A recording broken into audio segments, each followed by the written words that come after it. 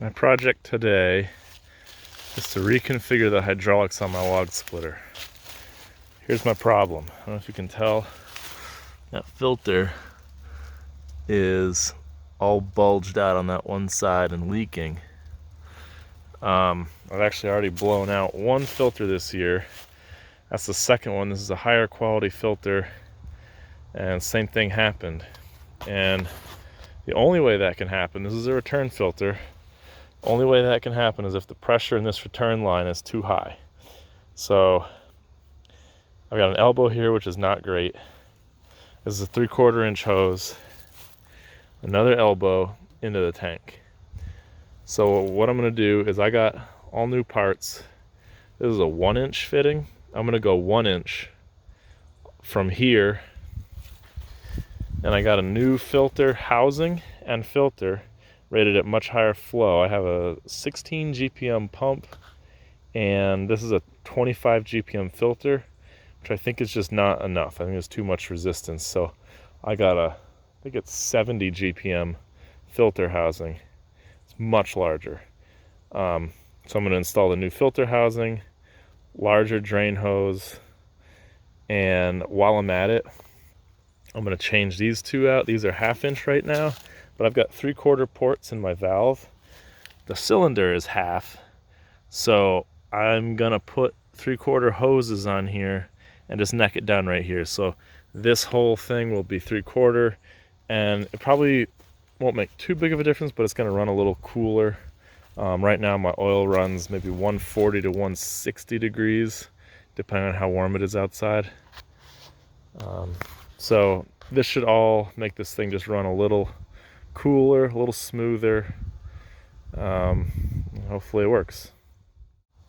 Slightly controversial potentially, but I am going to reclaim the oil that's in here. It's pretty new, it's pretty clean.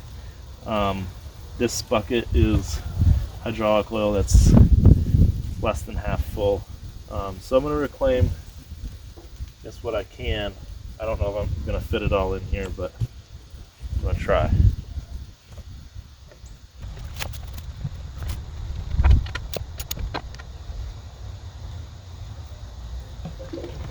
Oh.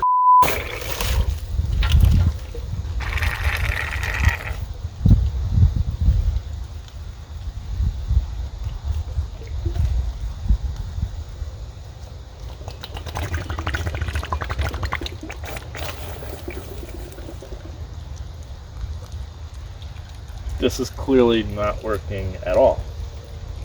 Okay.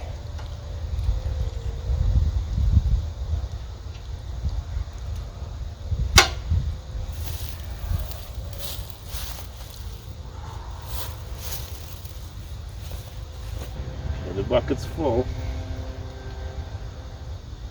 I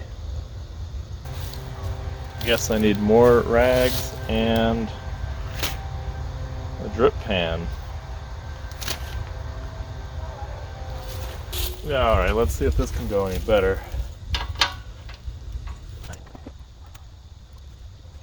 A little bit of schmutz on the magnet, but really not bad at all. Knew it, I should have brought my bigger one.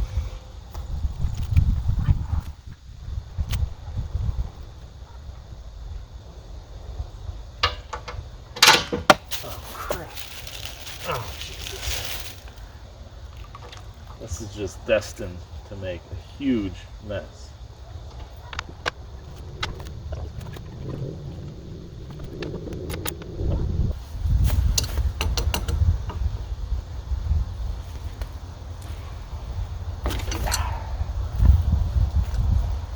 This hose is going to replace one of these. I think it just ripped my fingernail. Oh, man.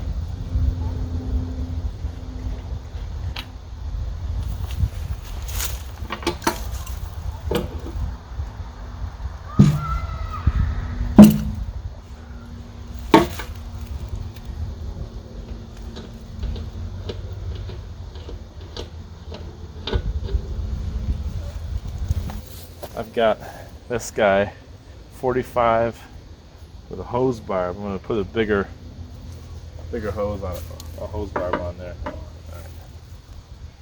I'm going to need to unthread this filter housing from this fitting. And of course the filter doesn't clear, so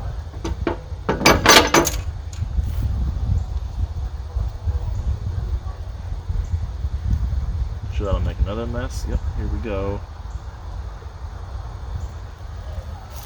I don't have any more storage, so that's gonna have to just sit somewhere.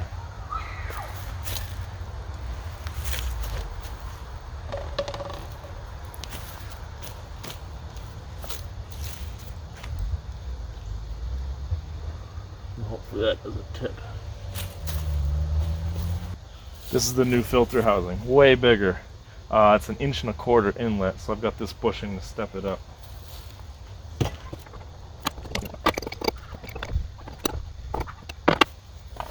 I've got a swivel here, so in case this is not the right angle, I can just loosen this up here, and I can swivel this as needed to get the filter housing pointed down.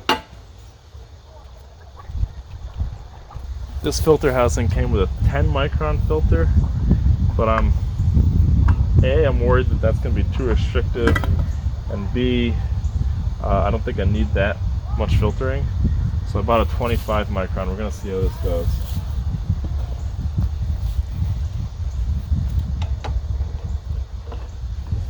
And you got to make sure that the flow direction is the right way.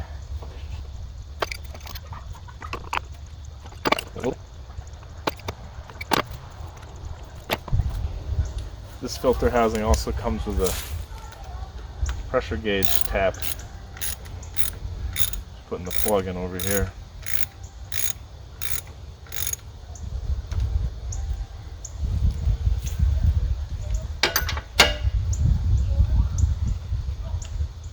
I'm going to step this down to 1 inch.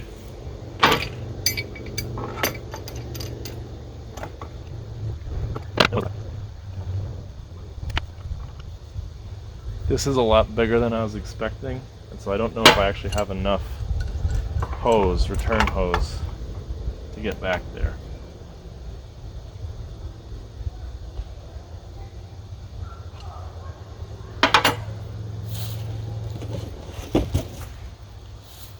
I got 4 feet, which actually, that's almost perfect. I might go up.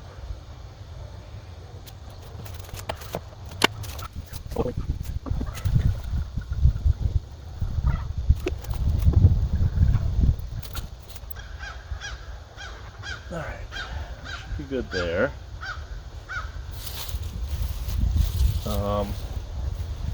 One other thing I'm going to do while it's empty, I know it leaks from this big bushing here.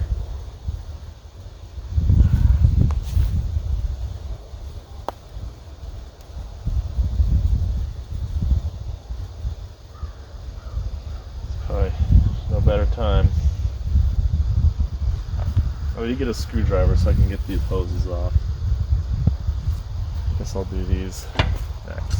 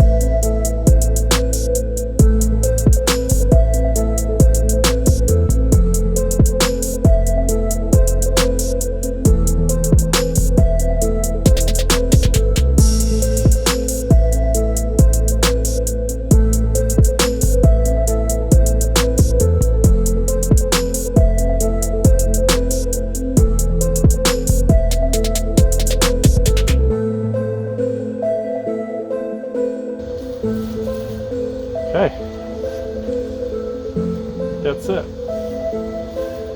Fill this back up, see if I need to buy more oil. Probably.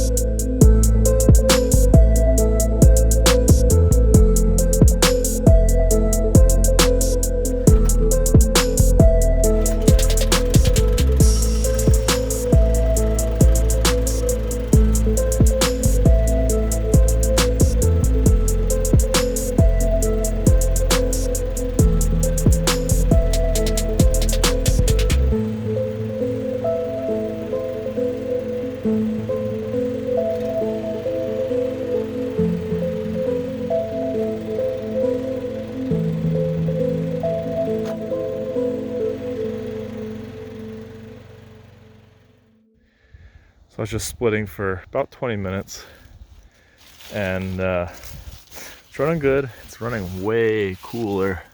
I don't know if you can see that. It's only maybe 65 degrees. That would have been over 100 easily before, so definitely reduce the temperature. I don't have any major leaks. I think I'm still dripping down here a little bit. However, my pressure gauge has seen better days. I don't exactly know how that happened, except that I'm guessing there may be a pressure spike in here when I change direction, and maybe that needle goes all the way around or something. I don't know. The other thing is, I wonder if my control valve is bad. Specifically the pressure relief inside here, because everything was great, and then this last log, this one here, I split that piece off, and then I went to do this one again, and it hit the pressure relief on the control valve, and all of a sudden I'm leaking oil out of my filter. So I had read in my research that if the pressure relief in here is bad, that could overpressurize your return. So I replaced all the other stuff because that's expensive, but I'm still having this problem. Now this filter is much larger, and so I think can handle the surge, but it is leaking, and obviously I've destroyed my pressure gauge. So I think what I'm going to have to do is buy a new control valve, and see if I can fix this problem. This crazy contraption is my next proof of concept. I bought a new control valve, and I actually read the directions, strangely enough. In the directions it said, do not install a return filter right here, which is exactly where I had my filter, because it says the decompression from the cylinder can cause pressure waves that will blow out a filter and spray hot oil over the operator, which is exactly what has happened 3 times now. So I did a little reading, and in a system that has a large bore long stroke cylinder, exactly like this one, where you have a large volume of oil moving quickly, which is what I have, when either that cylinder reaches the end of its stroke, or it's coming in and it gets stopped by a log, or you switch directions, that fluid has to stop instantaneously or decompress, go from, 2,000 psi to, a few psi instantaneously, basically. And that sends a big pressure wave, a shock wave, through the system. And that can go through and blow out your filter. So, there's a couple ways I could fix it. I could replumb this with the filter over here, right before the tank, and then have hose before the valve, which is essentially what I'm trying right now. I had this hose laying around, So I'm just adding a little bit of length there to kind of absorb that pressure wave. I could also put an accumulator. I looked into that, but they're pretty expensive. I don't want to spend that much. I've never seen a log splitter with an accumulator, so I don't think I need it. So I'm going to try this. I may do a little more research, but if this works, then I'll probably build, this is all low pressure return, so I'll probably get some parts so I can build basically something that comes out here and holds the filter kind of right in this spot. And then I can tie it into the valve over there. So yeah, pipe clamps and angle iron and vice grips, and we'll see what happens. I'm not gonna, probably have to split for a little while and see if this filter starts puking. But we'll see how it goes. Now this crazy setup seems to have worked. I'm not leaking oil, and I know it's running good. It's running cool. So I think I need to make this change a little more permanent. But I'm glad to see that that worked, and I didn't have to change out the control valve. So this is the reconfiguration I've come up with to eliminate the pressure shock issue.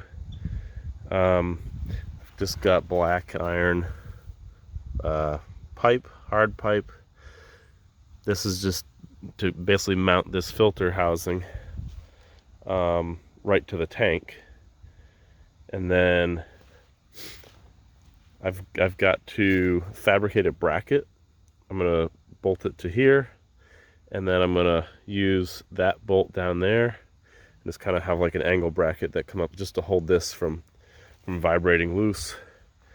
I think this looks pretty good. It looks a lot cleaner. I can still get to the filter really easily. I can get it off no problem here. The only potential issue is if we have a leak over here, it'll drip onto the muffler. But the goal is that there's no leaks. So I got to fabricate that bracket, and then I think this will be ready to run again. This bracket was just something else. I don't know what it was, but I've had it kicking around. But I'm going to use some of this material for the bracket I need for the log splitter. So first I just got to cut. I'm going to cut it here just to get rid of the rest of it. And then I need a 14-inch long piece. So whenever I get that cut, I'll mark this and cut that end off, and then I can have a straight piece to work with.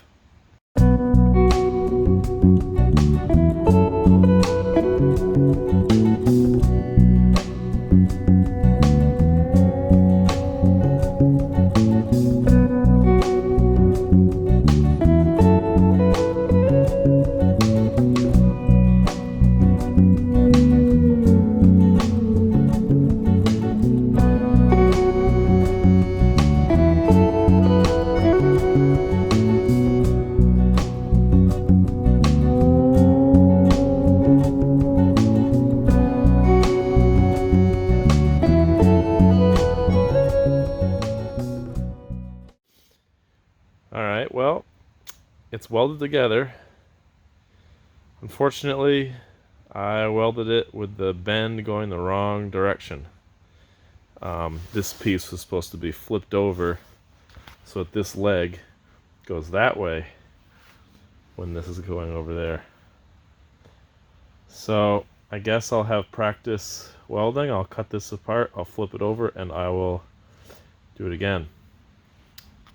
Oh well. Well, that's better. Got it going the right way, so this is gonna get mounted kind of like that. I need to go bring it up there and mark where to drill the hole down here. I wanted to wait, so I got it in the right spot. And I'll drill that, and then I'm just gonna slap some paint on here so it doesn't rust, and then I think it'll be done. There it is, all attached. Got it bolted down there. It's not, as you can see, there's clearance from the tank. And this is nice and sturdy. That'll be more than sufficient to keep this from falling over.